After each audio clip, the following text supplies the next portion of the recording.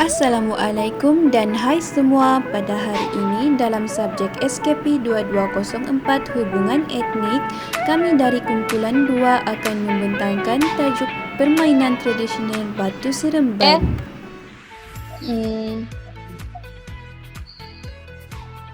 Macam bosan lah. Tak ada benda nak main. Hazika, jom main Batu Seremban. Dah lama tak main. Jomlah, saya pun dah lama tak main. Apa? Batu Seremban?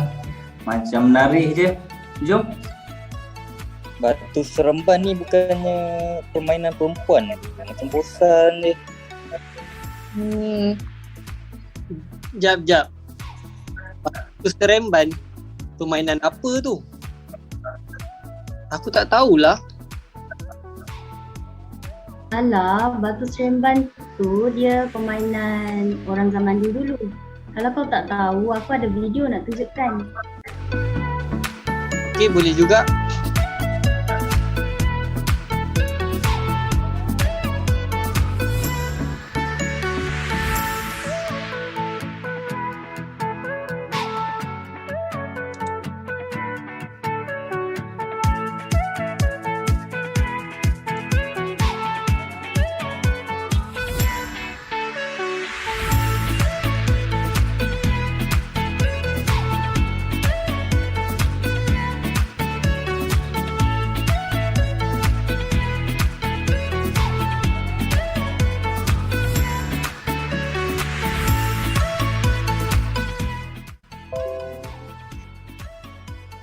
Oh, macam tu rupanya main Batu Seremban.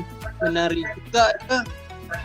Batu Seremban boleh main banyak cara. Kalau nak tahu, boleh tengok pembentangan selepas ini.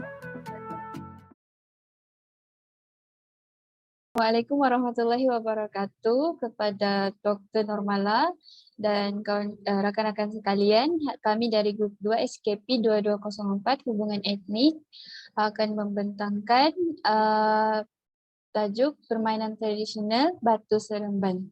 Nama saya Nur Amirah binti Haji Min dengan nombor matriks 203811. Muhammad Aizam bin Mazlan, nombor matrik 201299. Nama saya Nurul Hazika binti Hamzah, nombor matrik 203089. Nama saya Muhammad Abdul Alim bin Osman. Nombor matrik saya 201756. Nama saya Muhammad Akmal Hakim bin Abdul Hamid. Nombor matrik saya 203760. Assalamualaikum warahmatullahi wabarakatuh. InsyaAllah saya akan teruskan dengan perbentangan kita pada hari ini, iaitu dengan permainan tradisional Batu Seremban. Saya akan mulakan dengan sejarah, latar belakang, asal-usul permainan dan kaitan dengan etnik di Malaysia. Okey, untuk poin yang pertama, permainan tradisional Batu Seremban merupakan permainan tradisional yang terkenal di Malaysia kerana tetapi sejarah kewujudan permainan Batu Seremban ini tidak dapat dikenal pasti kerana tidak dapat ianya hanya dibuktikan dari mulut menjadi buah mulut, dari mulut ke mulut. Okey, permainan ini nombor 2 dikenali sebagai batu selambut atau seremban. Okey, permainan Batu Seremban ni sangat terkenal lah di kalangan terkenal dimainkan oleh kanak-kanak di negara ini. Okey, poin yang ketiga, permainan Batu Seremban ini juga dimainkan secara berkumpulan dan diagontai antara 2 ataupun lebih. Okey, cara permainan ini dimainkan biasanya menggunakan objek seperti guli kaca, biji getah, ketulan batu kerikil yang sederhana, besar ataupun objek lain yang berbentuk bulat. Okey, boleh ke slide objek-objek ini juga dipanggil sebagai buah dalam permainan Batu Seremban ini. Okey, itu untuk poin yang ketiga. Jadi poin yang keempat, permainan ini mempunyai peringkat menyambut buah yang berbeza.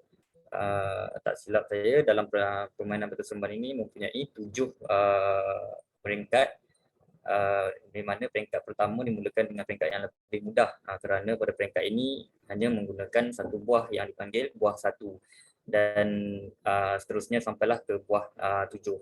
Okey, untuk poin yang kelima, batu seremban ini juga merupakan permainan tradisi yang dikaitkan dengan kaum Melayu. Kaum Melayu merupakan kaum yang terkenal dengan adat dan budaya yang unik. Jadi permainan batu seremban ini juga merupakan salah satu budaya yang dikaitkan dengan kaum Melayu. Okey, untuk yang terakhir, untuk sejarah latar belakang tersebut, kaum lain juga banyak juga mempelajari cara bermain permainan ini. Ini mungkin kerana pengaruh yang dibawakan oleh kaum Melayu. Jadi kaum India atau kaum Cina atau kaum-kaum lain yang di Malaysia di negara ini juga mula mempelajari permain batu seremban ini. Okay, seterusnya kita ke slide yang seterusnya, iaitu mengenai keunikan dan keistimewaan permainan batu seremban. Okay, keunikan permainan batu seremban dapat dilihat melalui cara permainan ini dimainkan. Okay, terdapat 7 peringkat seperti yang saya cakap tadi, bermula dengan peringkat 1. Yang mana peringkat 1 lebih mudah. Sebelum memulakan permainan batu seremban ini, setiap pemain perlu menimbang ke semua buah terlebih dahulu untuk menentukan giliran pemain kuantiti batu yang digunakan adalah 5 biji, sebanyak 5 biji. Okay. Kita teruskan ke slide terusnya, iaitu cara menimbang buah. Okay. Cara menimbang buah ada 4 cara. Yang pertama iaitu kesemua 5 buah tersebut, batu seremban tersebut diletakkan di tapak tangan. Kemudian buah akan dilambung ke udara dan perlu mendarat pada belakang tapak tangan. Okay, selepas itu buah yang terkumpul perlulah dilambung semula dan ditangkap. Okay, last sekali giliran akan ditentukan berdasarkan jumlah buah yang berjaya ditangkap. Jadi kalau kita timbang 5 buah dan kita dapat tangkap berapa banyak, itulah yang akan ditentukan giliran yang akan ditentukan. Okey, seterusnya saya akan serahkan kepada pembentang yang seterusnya untuk menerangkan penerangan mengenai batu seremban. Seterusnya, saya akan mengambil alih pembentangan. Saya akan membentangkan tentang cara bermain batu seremban dari buah 1 sehingga buah 4. Okey, untuk buah 1, pemain perlu menabur ke semua batu di atas lantai. Kemudian satu batu akan dipilih menjadi ibu dan akan melambung ke udara. Sementara ibu di lambung, pemain perlu mengambil satu lagi batu di lantai dan menyimpan di tangan yang sama sebelum ibu ditangkap semula. Okey, kemudian langkah ini diulangi bagi baki batu di atas lantai. Seterusnya untuk buah 2, bagi batu 2, langkah permainan adalah sama seperti batu 1, tetapi pemain perlu mengambil 2 batu ketika batu ibu dibalingkan ke udara. Okey, ini bermakna terdapat 2 pasang batu yang perlu diambil dan hanya 2 balingan diperlukan. Okay, seterusnya buah 3 dan 4. Okey, untuk batu 3, pemain akan melambung batu ibu di udara dan mengambil 1 batu sahaja. Kemudian pemain perlu mengelambung batu ibu semula dan mengambil 3 batu serentak. Akhir sekali batu 4, pemain akan melambung batu ibu di udara dan mengambil kesemua 4 batu di atas lantai dengan serentak. Okey, seterusnya saya akan serahkan kepada pembentang yang seterusnya. Okey, saya akan sambung untuk batu 5. Yang pertama, pemain perlu melambung batu ibu kedua dan meletakkan 4 batu ke atas dan menangkap semula batu ibu. Kemudian batu ibu dibaling semula dan kesemua 4 batu di atas lantai akan diambil dan digabungkan bersama batu ibu. Seterusnya, batu 6, peringkat ini dinamakan batu tukar. Hal ini kerana 2 batu akan dijadikan ibu dan ketika dibaling, satu dari batu tersebut akan ditukar kepada satu batu yang berada di atas lantai. Langkah ini juga perlu diulang sehingga kesemua batu di lantai ditukar. Seterusnya batu 7. Batu ini merupakan kesinambungan daripada batu 6, iaitu menggunakan 2 biji batu yang berada di tangan. Peringkat ini juga dinamakan sebagai batu lambung. Pemain akan melambung 2 batu di tangan kanan dan sementara di lambung, tangan kanan akan mengambil 1 batu di lantai, kemudian menyambut semula 1 batu di lambung ke tangan kanan dan satu lagi pada tangan kiri. Langkah ini juga diulang untuk kali kedua dan pada kali ketiga batu ibu juga disambut. Seterusnya saya akan bentangkan mengenai kelebihan bermain batu seremban. Yang pertama, ia membantu dalam perkembangan intelek, iaitu membantu individu berfikir dengan lebih kreatif dan logik. Meningkatkan kemahiran menyusun strategi seperti pengiraan secara congak. Batu seremban juga membantu dalam perkembangan sosio emosi, iaitu memberi individu pengalaman untuk mengawal emosi jika kalah dalam pertandingan serta membina interaksi yang positif dan semangat kesukanan yang sihat. Akhir sekali, batu seremban juga membantu dalam perkembangan fizikal, iaitu individu dapat mempelajari kemahiran fizikal seperti menimbang batu dan menyambut batu serta dapat meningkatkan keupayaan dan ketangkasan seperti deria sentuh dan melihat. Seterusnya saya serahkan kepada pembentang seterusnya. Saya akan menyambung pembentangan ini. Ini adalah cadangan agar permainan dan tradisi ini terus kekal, iaitu daripada peranan pihak sekolah, peranan pihak pengajian dan peranan media massa. Seterusnya, bagi peranan pihak sekolah perlu mewujudkan kegiatan kokurikular khas bagi permainan tradisional seperti batu seremban agar murid-murid akan diberi pendedahan awal kepada permainan tradisional. Juga pihak sekolah boleh menganjurkan pertandingan permainan tradisional antara pelajar atau kelas bagi memupuk semangat kesukanan dan persaingan yang sihat. Serta juga sekolah juga boleh mengadakan kempen permainan tradisional juga dianjurkan antara sekolah bagi mewujudkan semangat bertanding antara pelajar.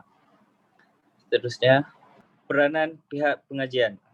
Pihak kementerian juga boleh menganjurkan pesta permainan tradisi atau minggu permainan tradisi di mana pelbagai permainan akan dapat dipertontonkan kepada masyarakat umum.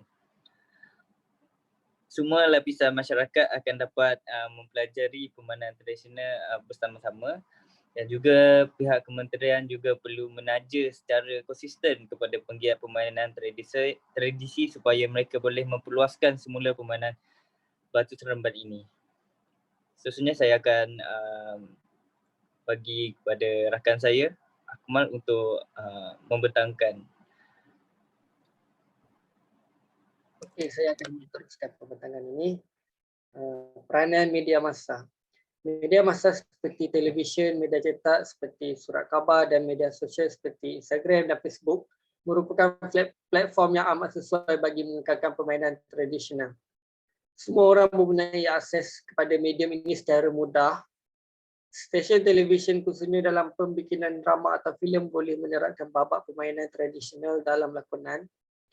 Boleh menarik minat semua orang yang melihat babak itu untuk terus bermain permainan tradisional ini. Okey, akhir sekali kesimpulannya, batu seremban merupakan permainan tradisi kaum Melayu yang dimainkan sewaktu masa lapang serta berkembang sehingga kaum lain mempelajarinya. Oleh itu, permainan tradisi ini merupakan salah satu permainan yang mampu membentuk perpaduan kaum. Permainan batu seremban ini merupakan salah satu permainan yang perlu dipelihara kerana ia menjadi identiti negara. Akhir sekali, permainan ini perlu diperkenalkan kepada generasi muda agar tidak hilang di telan zaman. Sekian, terima kasih. Baiklah, itu sahaja pembentangan daripada kumpulan kami. Sekian, terima kasih.